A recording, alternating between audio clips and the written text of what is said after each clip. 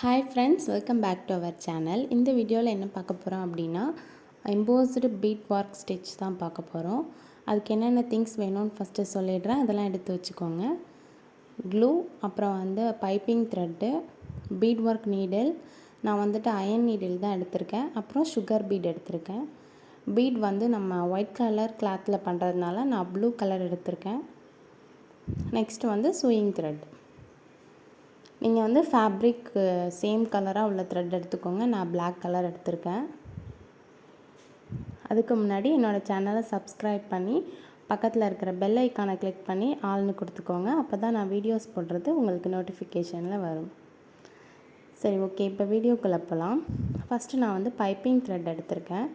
Piping thread உங்களுக்கு எந்த அளவுக்கு வேணுமோ அந்த சைஸில் ஃபஸ்ட்டு கட்டர் வச்சு கட் பண்ணிக்கோங்க.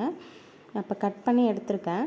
கார்னரில் 2 சைடும் கட் பண்ணதுக்கு அப்புறமா ஒரு மாதிரி அன்ஈவனாக பிரிஞ்சிருக்கும் அந்த த்ரெட்லாம்.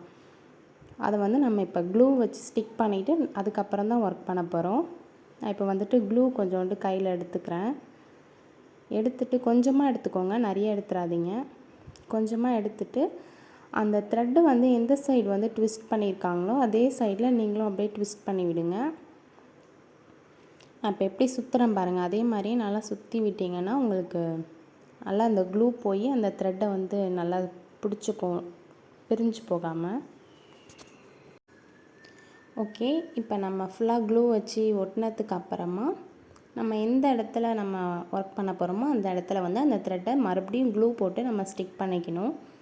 அப்போ தான் ஒர்க் பண்ணும்போது நகர்ந்து போகாமல் இருக்கும் அந்த பைப்பிங் த்ரெட்டு. க்ளூ ரொம்ப ஜாஸ்தியாக வச்சிடாதீங்க. அப்புறம் த்ரெட் வச்சதுக்கப்புறம் பக்கத்துலலாம் அசிங்கமாக தெரியும். அதனால் நம்மளுக்கு பைப்பிங் த்ரெட் எந்த அளவுக்கு இருக்கோ அந்த அளவுக்கு கரெக்டாக வச்சுக்கோங்க. வச்சுட்டு அது மேலே ஸ்டிக் பண்ணிவிட்டு அது ட்ரை ஆகிறதுக்கு 3 to 2 minutes ஆகும். அதுக்கப்புறமா நம்ம ஒர்க் பண்ண ஸ்டார்ட் பண்ணலாம். ஓகே, இப்போ நான் ஸ்டிக் பண்ணிட்டேன். இப்போ ட்ரை ஆனதுக்கப்புறம் உங்களுக்கு நான் எப்படி இருக்குன்னு காட்டுறேன். ஓகே, இப்போ ஓரளவு ட்ரை ஆகிடுச்சு. இப்போ நம்ம இது மேலே நான் சூயிங் த்ரெட் எடுத்திருக்கேன். அதை வச்சுட்டு சிக்ஸாக் ஸ்டிச் போட போகிறேன் இது மேலேயே, இன்னும் நல்லா ஸ்ட்ராங்காக இருக்கிறதுக்காக.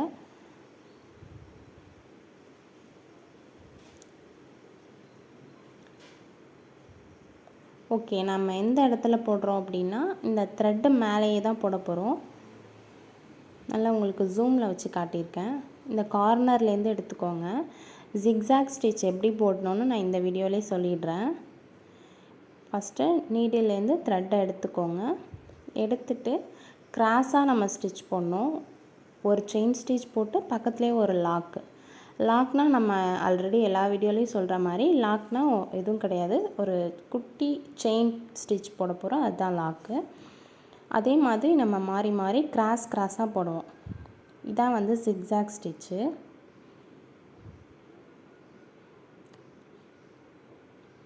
இந்த எம்போஸ்டு ஸ்டிச் நம்ம எங்கெல்லாம் யூஸ் பண்ணுவோம் அப்படின்னா வெறும் பீட் ஒர்க் மட்டும் வச்சு நம்ம யூஸ் பண்ண போகிறது கிடையாது, நிறைய இடத்துல யூஸ் பண்ணுவோம். For example silk thread use பண்ணி கூட நீங்கள் லீஃபு ஒரு ஃப்ளாரல் டிசைன் போடுறப்ப கூட யூஸ் பண்ணிங்கன்னா உங்களுக்கு நல்லா அழகாக தெரியும்.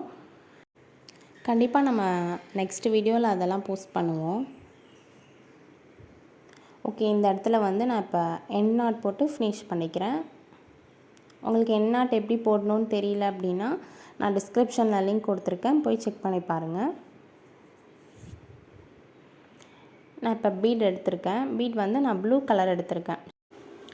இப்போ நான் காட்டுறேன் பார்த்தீங்களா, அந்த மாதிரி 2 கார்னரையும் ஒரு லைன் இருக்கிற மாதிரி இமேஜின் பண்ணிக்கோங்க. த்ரெட்டுக்கு பக்கத்தில் அந்த லைனில் நம்ம கார்னரில் இப்போ நீடில் உள்ளார விட்டு நம்ம த்ரெட் எடுக்க போகிறோம்.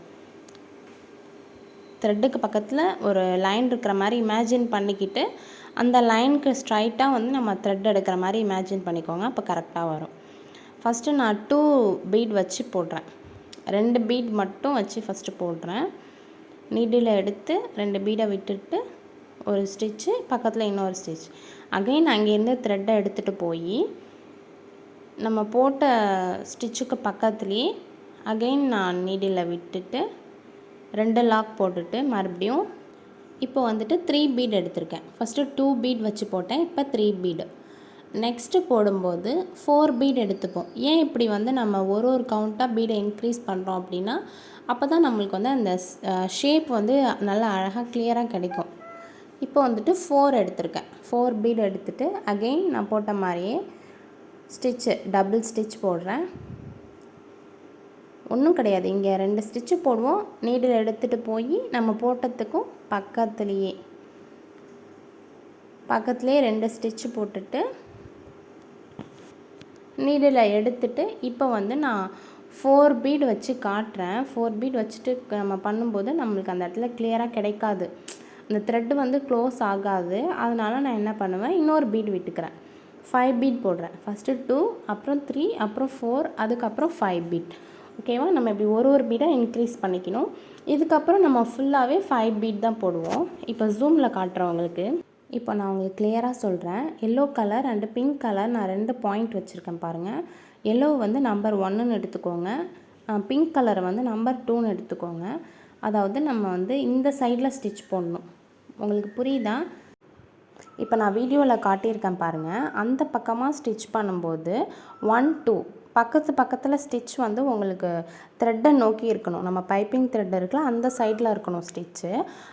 அந்த சைடில் போடுறப்ப எப்படின்னு சொல்கிறேன் உங்களுக்கு, வெயிட் பண்ணி பாருங்கள். இப்போ நான் இந்த சைடில் காட்டுறேன் உங்களுக்கு. இங்கே வந்து 1, 2 அதாவது 21 அப்படின்னு நம்பர் கொடுத்துருப்பேன். இப்போ இங்கே போடும்போது பாருங்களேன் 12 அப்படின்னு நம்பர் கொடுப்பேன். ஏன்னா இந்த சைடில் போடும்போது ஸ்டிச் வந்து இந்த சைடில் இருக்கணும் பக்கத்தில். 1னா ஃபஸ்ட்டு செயின், 2னா செகண்ட் செயின் ஞாபகம் வச்சுக்கோங்க. உங்களுக்கு இப்போ கிளியராக புரியும்னு நினைக்கிறேன். நான் இதே மாதிரி ஃபுல்லாக ஸ்டிச் போட்டுட்டு உங்களுக்கு காட்டுறேன். வீடியோ வந்துட்டு கண்டினியூவாக ஃபுல்லாக பாருங்கள். அப்போ தான் நான் என்ன சொல்கிறேன் அப்படின்றது உங்களுக்கு கிளியராக புரியும்.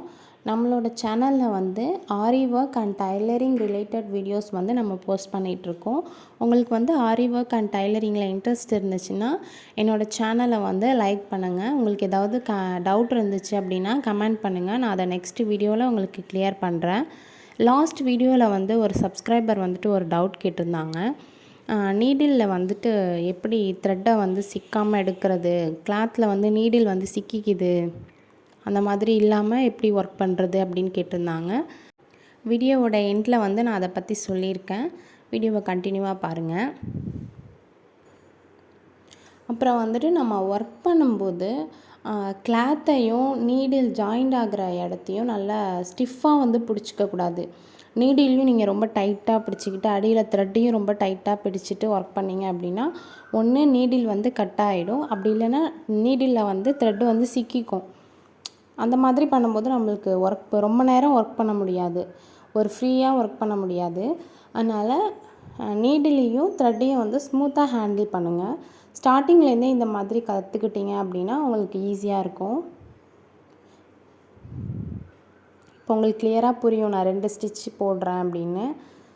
அதே மாதிரி அகைன் நம்ம பீடை எடுத்துட்டு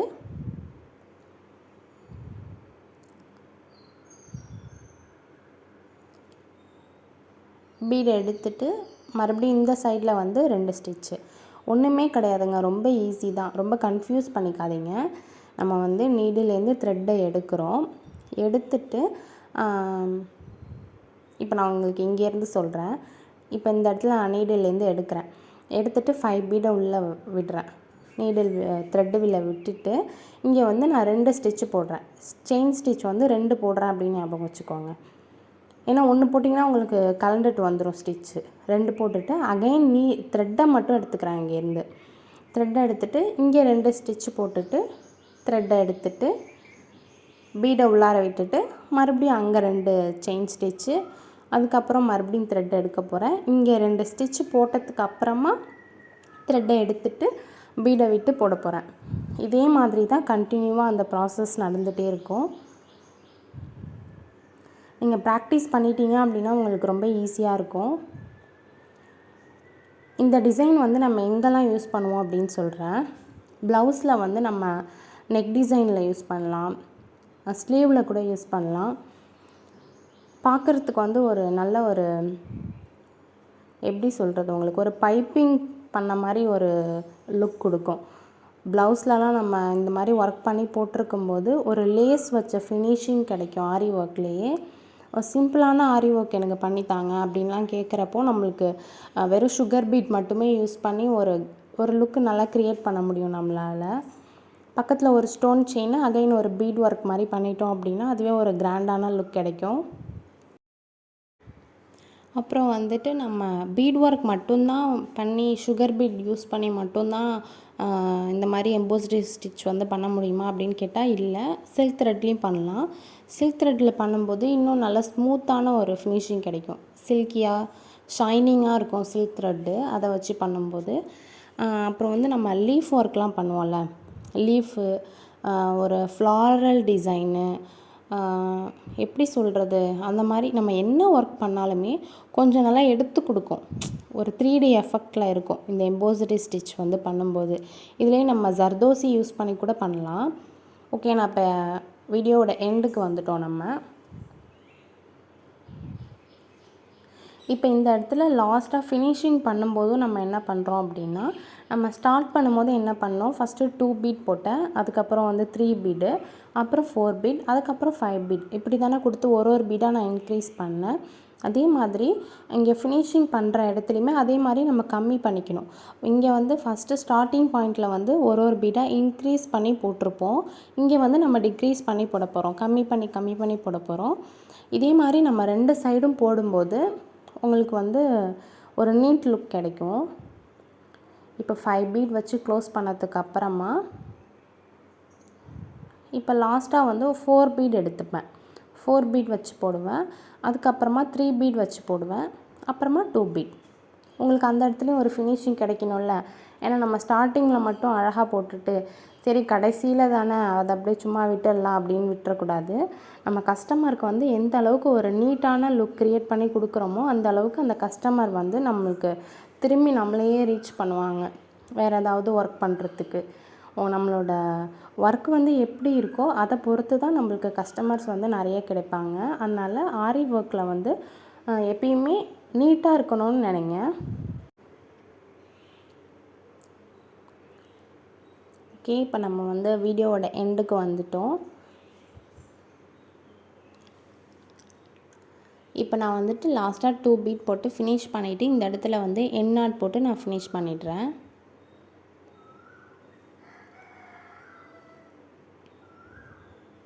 இந்த மாதிரி நம்ம பண்ணும்போது நம்மளுக்கு சைடில் பாருங்களேன் எந்த ஒரு ஒரு ஒரு அன்ஈவனாக தெரியாது. நல்ல லைன் வந்து நம்மளுக்கு கிளியராக நல்லா அழகாக தெரியுது பாருங்கள். இதான் இதோட ஃபைனல் லுக்கு.